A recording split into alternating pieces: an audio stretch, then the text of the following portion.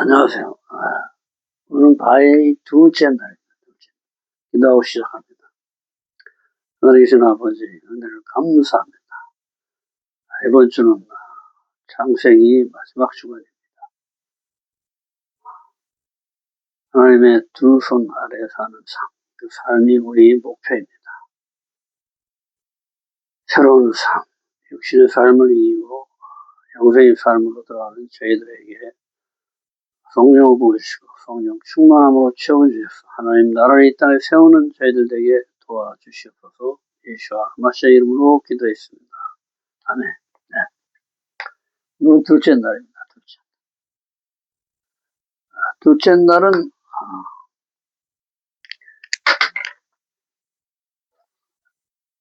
윗물과 아랫물을 창조하십니다.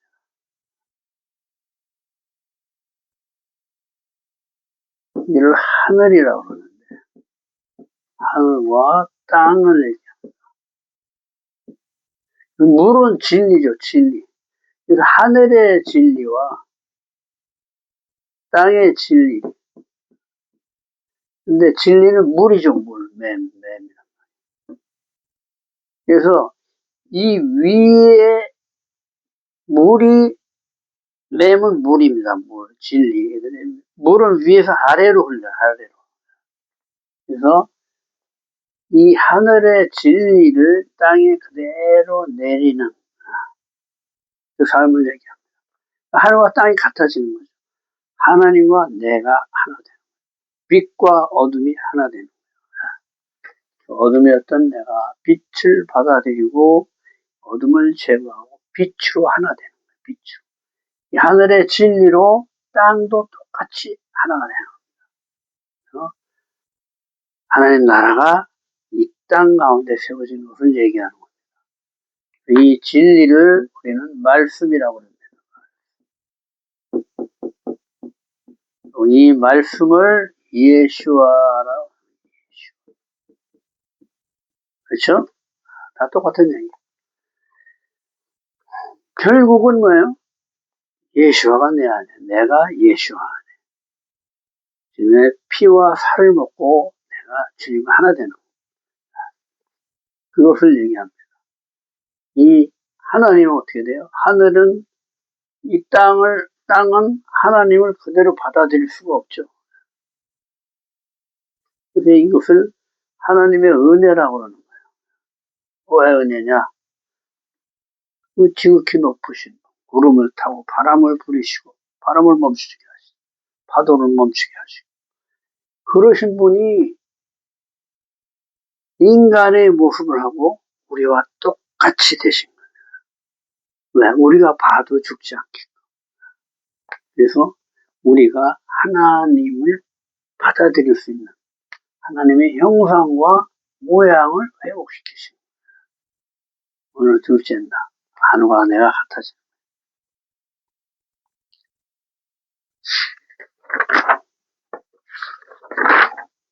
둘째 야곱이 에브라임과 므낫세를 축복한다.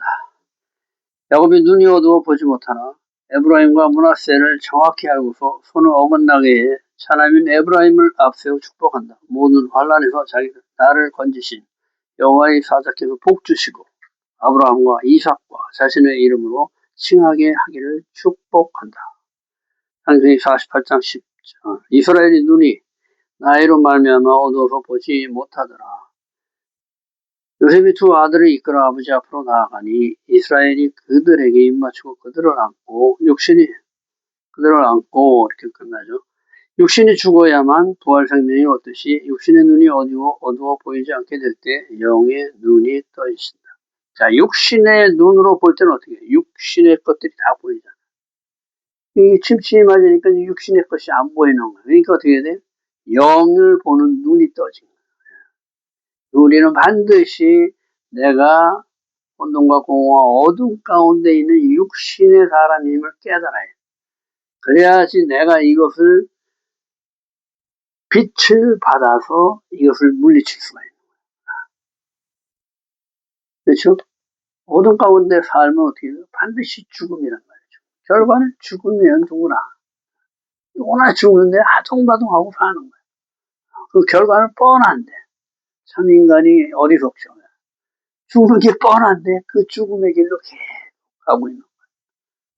내가 잘났니 네가 잘났니 이렇게 싸워가면서. 근데 뭐예요? 결국은 다 족장. 여기 가면 뭐야? 아무 힘도 없어. 그냥 다 놓고 가야 돼. 단 한 개도 가져갈 수가 없어. 괜히 많이 벌어봐야 아깝기만 해, 아깝기. 결국 자식들 줘봐야 자식들 싸움이나 붙이고. 근데도 저도 물질에 자유롭지가 못합니다. 이게 뭐냐? 그동안에 습관된 것들에 굳어진 거예요, 굳어진 거. 모든 세상적인 행동, 욕심, 이런 것들이 모두 굳어져 가지고 이게 없어지지가 않아. 아주 내 습관이 돼버린 거예요. 그것을 없애는 방법은 말씀을 자꾸 집어넣어서 이 진리인 말씀을 나한테 넣어서 이것을 조금씩 조금씩 소멸시킬 수 있는 방법밖에 없어요. 내가 내 영을 너희 안에 두어, 그렇죠? 기억나게 하시고 깨닫게 하시고 이것을 지켜 행할 수 있는 능력을 우리한테 주시겠다. 이렇게 하나님이 약속하신 거. 우리는 그 약속의 말씀을 믿고 공부하고 배우는 거예요. 창세기 48장 11절. 내가 네 얼굴을 보리라고는 생각하지 못했더니 하나님이 내게 내 자손까지 보게 하셨다. 죽은 줄 알았던 요셉을 본 것도 기적인데 손자까지 볼 수 있게 하나님이 축복해 주셨다. 여한이 없다. 이것이 나의 최고 축복이다. 하나님께 감사와 찬양을 올려드리는 거야. 내가 할 수 있는 일이 아무것도 없죠. 요셉이 죽었다고 그래서 그냥 나도 죽겠다. 육신을 할 수 있는 한계 그거밖에 없어. 죽는 것밖에 없어. 근데 하나님이 그걸 다 되돌려 놓으시고 야곱 이 장자 하나를 통해서 이스라엘을 이루시는 거예요. 이 고난과 역경이 모든 세월이 훈련의 기간. 이것이 130살 동안 그렇게 살았어. 나머지 17년 동안 영생을 살면서 그리고 영원히 영원히 죽지 않는 생명. 나를 막벨라 굴로 가서 조상들이 묻혀있는 그곳에 나를 묻어다. 거기서 내 새 삶이 시작된다. 이 얘기를 하십니다.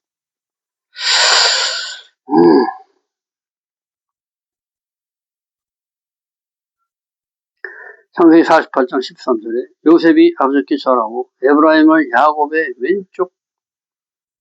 왼손 쪽으로 므낫세를 오른쪽으로 향하게 하여 야곱에게 나아가 야곱이 오른손을 에브라임의 머리에 얹고 왼손을 므낫세의 머리에 올려놓고 축복한다. 에브라임에게 장자의 축복을 하는 것이다. 요셉이 고쳐주려고 해도 나도 안다. 이것은 내가 하는 게 아니고 아버지 하나님이 하시는 일이다. 이렇게 알고 하는 거예요. 이렇게 지금 거꾸로 됐죠. 므낫세가 장자. 에브라임 열방을 대표한다고 그랬죠. 그래서 모으는 역할을 하는 거예요. 그래서 므낫세 용서함으로 잊지 않음으로 잊게 하는 거죠. 용서함으로써 이스라엘을 완성시키는 거예요.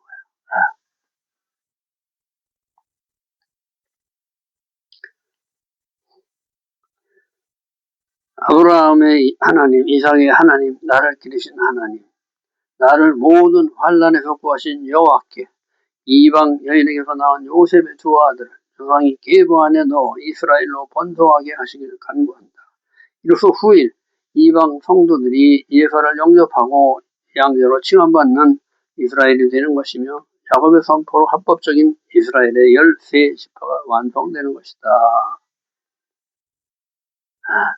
근데 이스라엘은 반드시 12지파가 있어야 돼. 그런데 레위 지파가 하나님의 성전으로 들어가죠. 그래서 제사장 역할을 하게 됩니다. 그래서 이스라엘이 11지파밖에 안 됩니다. 그래서 이것을 완성하려면 어떻게 돼? 12지파가 있어야 돼. 하늘과 땅에 충만함이 있어야 12로 이루어지는 거예요. 이 12지파가 하나의 나라를 이 땅에 세우는 거예요. 이스라엘 진영도는요, 세지파가 성막을 딱 둘러싸고 보호하고 있죠. 하나가 빠지면 기울죠, 이렇게. 12지파가 하나님 나라를 완성을 하게 됩니다. 그래서 야곱을 이스라엘이 되게 하시는 거예요. 나라가 되게 하시는 거예요. 한 개인, 작은 자 하나를 통해서 하나님 나라를 이루시는 그 과정이 끝나는 때가 바에의 주간입니다. 그래서 레위 지파는 여기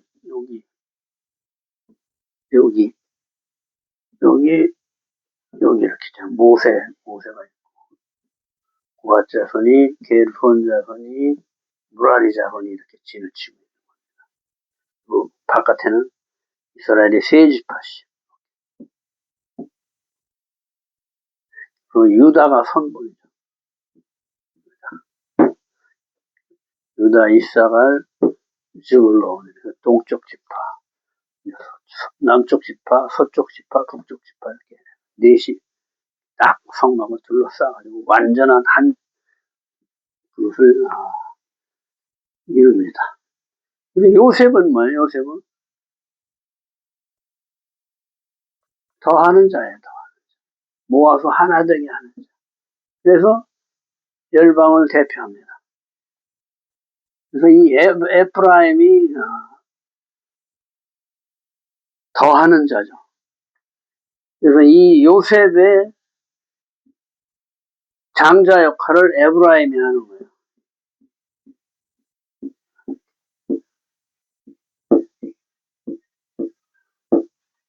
그래서 북쪽 지파의 대표가 에브라임 지파를 얘기합니다. 그래서 13지파라는 것은 12가 완전 수지만은 하나님의 이름은 뭐예요? 사랑과 하나됨이라고 그랬지, 하나됨. 아하바 에카드. 그래서 이 숫자 값이 13이에요, 13. 그래서 26으로 여호와를 완성시키는 거예요. 그래서 이스라엘의 13지파가 이 하나님의 본성을 대표합니다. 12지파가 어떻게 돼요? 하나님의 형상과 모양을 회복하는 그 단계별로 쭉쭉쭉 돼 있어요. 루벤하면 첫째 장자, 아들을 보는 단계. 그 다음에 둘째 아들 시므온하면 하나님의 말씀을 듣는 단계, 듣고 실천하는 단계. 레위는 뭐예요? 레위. 훈련, 가르치고 훈련하고 이 땅에 연합시키는 자, 하늘과 땅을 연합시키는 자. 그래서 유다는 찬송과 감사로 왕권을 회복하는 거예요. 그래서 요 네 개 지파는 잊어버리면 안 돼요. 나머지는 전부 다 그 요소들을 채우는 거예요. 그래서 완전하게 12지파를 이루어서 하나님 나라를 이 땅에 세우는 것입니다. 창세기 토라 포션이 12개인 이유도 똑같아요. 12지파하고 이 토라 포션하고 똑같아요. 그래서 베레시트는 루벤, 노아는 시므온, 레크레카는 레위, 바에히는 앞에 바에라 나타나시니라. 이거는 우리 유다지파. 이렇게 12지파하고 12포션하고 또 이렇게 같이 갑니다. 그 이후부터는 순서가 좀 이렇게 뒤바뀌는 건데 이것은 맞다 틀리다가 아니고 그 견해 차이예요. 그러니까 이스라엘의 그 지파의 속성하고 이 그 토라 포션의 속성하고 그것을 어떻게 대입하느냐. 근데 보통은 12아들의 순서로 이렇게 따라서 쭉 하는데, 또 다른 또 해석은 다섯째 토라 포션부터 아들 그 지파가 달라져요, 이렇게. 근데 그것은 뭐 이상하게 생각할 게 아니라 보는 관점에 따라서 이렇게 분류해 놓은 거니까. 근데 첫째부터 넷째는 변하지는 않아요. 토라 포션도 마찬가지. 그 다음에 11번째하고 12번째도 변하지는 않습니다. 11번째, 12번째는 열방을 대표한다.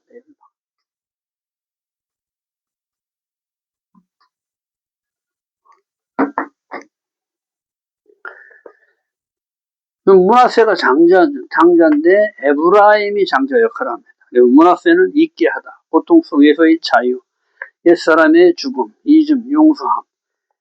내 감정으로 생각할 때는 막 원수 같은 것도 하나님의 은혜가 임하면 이것을 잊어버리게 돼. 잊어버린 걸 뭐냐면 용서하다는 뜻이죠. 그 다음에 하나님을 절대로 잊지 말아라 하는 그 뜻이 있습니다. 그래서 마음의 상처를 먼저는 치유를 해야 된다. 그래서 므낫세가 먼저 오는 거예요. 에브라임의 열방의 열매, 하나님 나라의 확장, 열방 속에서의 번성을 얘기합니다. 장자권은 혈통이 아닌 사명이 있습니다. 다음 세대의 구속을 담당할 자로 에브라임이 정해지는 거예요. 그래서 에브라임은 북이스라엘을 대표합니다. 솔로몬이 죽고 나서 유다 여로보암이 솔로몬한테 이제 많이 시달리고 거의 왕으로 독재했으니까 그 12지파들이 들고 일어나죠. 그래가지고 어떻게 해요? 여로보암이 북방으로 10지파를 띄워서 북이스라엘을 만듭니다. 열방을 대표하는 것이 에브라임 지파다. 북이스라엘, 여로보암이 에브라임 지파이고 수도도 사마리아, 에브라임 산지에다 수도 사마리아의 수도를 잡습니다. 북이스라엘, 반역자가 아닌 돌아올 아들이다. 그래서 하나님은 악과 선을 공존하게 하십니다. 그래서 우리 육신의 삶과 하늘의 삶을 공존하게 했는데, 이 육신은 하나님의 나라의 것을 이 땅에 세우는 역할, 실제로. 내가 육신이 없으면 어떻게 하나님 나라 이 땅에 세울 힘이 없는 거야. 그렇죠? 실제니까. 그래서 이 육신이, 우리 육신적인 삶을 무조건 죽인다 이런 것보다 이 육신이 하늘에 속해져야 돼. 그래서 하늘의 것을 받아서 내가 손과 발로 이 땅에 내려야 돼. 다만 죽인다는 건 뭐냐면 내 마음의 욕심을 죽이는 거예요. 내 육신의 그 욕망, 내 육신으로 판단하던 모든 것들, 이런 것들은 다 변하고 쓸데없는 것들이기 때문에 그것을 이 진리, 변하지 않는 진리, 하늘의 진리로 채워서 변하지 않는 하나님 나라를 이 땅에 세우는 것입니다. 유다와 에브라임을 두 막대기로 표현을 하죠. 그래서 유다는 언약을 보존하고 언약을 지키는 그런 이스라엘이 본토에서 지키는 거고, 에브라임은 언약이 확장을 얘기해요. 그래서 더하다 이런 뜻이 있죠. 그리고 뭐예요? 열방을 얘기하는. 그래서 온 열방에 복음이 확장되는 것을 의미합니다. 그래서 유다 지파는 왕권으로서 이스라엘의 하나님 나라를 세우는 입장이라면, 에브라임은 열방의 모든 열방을 돌아오게 해서 이 이스라엘에 합병시키는 역할을 하는 거예요. 그래서 요셉은 모아서 하나 되게 하는 자다. 예수가 이 예표다. 예수께서 태어나긴 베들레헴에 태어나셨는데 갈릴리 지방에서 사역을 하셨죠. 이스라엘과 열방을 동시에 사역을 하신 거예요. 온전한 이스라엘의 이루실 그 예표로 보여주신 것이죠. 그 유다는 남아있는 구루통이라고 그러면 에프라임은 온 열방에 흩어져서 복음이 전 세계로 퍼지게 하나. 예수님의 유다 지파지만 북쪽 갈릴리 지방에서 사역해서 열방 사역을 하셨다. 그래서 복음은 돌고 돌고 돌아서 어디로? 이스라엘로 가요. 지금 뭐 거의 이제 다 갔죠. 지금도 뭐 각기 중동 지방이 가장 굳건한 그 두터운 벽인데 거의 많이 뚫렸어요. 지금 각 그 귀족들이 막 일어나고 거의 다 뚫렸다고 봅니다. 그래서 주님이 오실 날이 얼마 안 남았다. 우리는 이것을 준비를 해야 된다. 말씀을 가지지 못하면, 말씀이 없으면 이 땅을 통치할 수가 없어요. 하나님 나라는 이 말씀이 법입니다. 이것이 신실한 규정이에요. 우리한테 규정을 오는 거예요. 그래서 우리는 이 말씀을 받아서 이 말씀으로 통치하는 거예요. 내가 하는 게 아니고 말씀이 내 안에 들어와서 성령이 이걸 하게 하는 거예요. 그러니까 우리는 뭐예요? 그냥 예수와의 멍에를 따라가기만 합니다. 그러면 그 천지를 창조하신 그분이 멍에를 내가 지겠다. 너는 그냥 내 멍에를 지고 따라만 와라. 이렇게 하시는 거예요. 내가 다 할 테니까 너 걱정하지 말고. 그런데 우리 말씀이 없으면은, 우리 안에 말씀이 없으면 주님이 없는 거예요. 그렇죠? 통치할 도구가 없는 거예요. 주님의 말씀으로 통치를 해야 되는데 말씀이 없어. 그럼 통치를 못하는 거예요. 이게 어떻게 돼? 남의 종류를 신어야 되죠. 그래서 말씀을 배우셔야 됩니다. 나이가 들면요. 여기 있다가도 자꾸 이렇게 생각이 안 나. 딱 막히면 뭘 봐야 돼. 젊었을 때, 이렇게 말씀을 배우는 것이 굉장히 중요합니다. 이거 반복해서 이것을 완전히 내 것으로 소화시킬 때 내가 비로소 주님과 함께 통치하는 자로 쓸 수가 있습니다. 야시아레 주님과 함께 통치하는 자들이. 오늘도 수고하셨습니다. 내일은 셋째 날입니다. 내일 또 뵙겠습니다.